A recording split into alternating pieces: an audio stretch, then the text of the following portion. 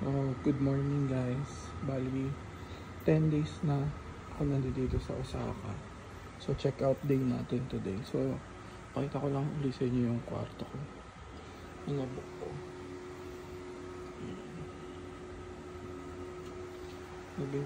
Kasi medyo doon lang lumalabas yung lamig dito. So, hindi siya ganun kalakas.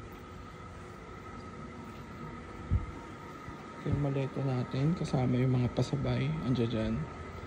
So yun guys, so punta na tayo ng airport since na oras na ba yun. Ayan. So ang flight natin is 8 AM. So currently magpa 5 na. Ang bukas ng train station is 5:15. So sakto lang.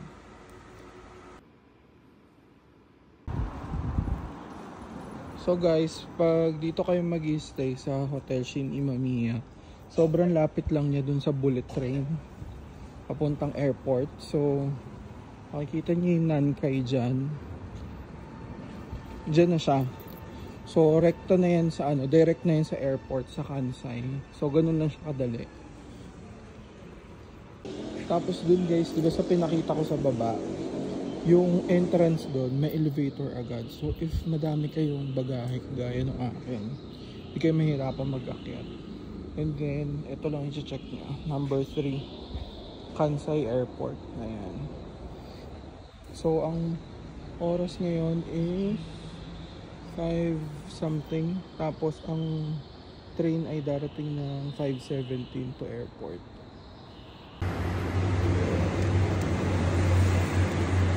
So, yun guys. Time check natin ay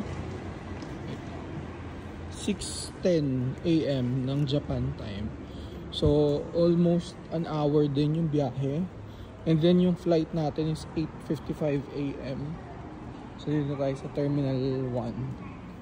So punta tayo international departures.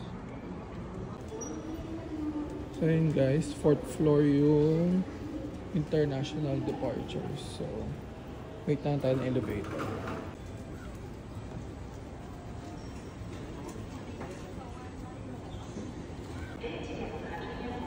Yun guys, pumila na kasi ako kanina doon.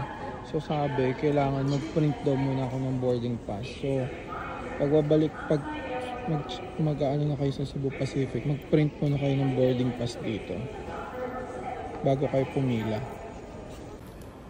3 yung check-in baggage natin guys, tig 20 kilos. Buzzer beater, 90.8.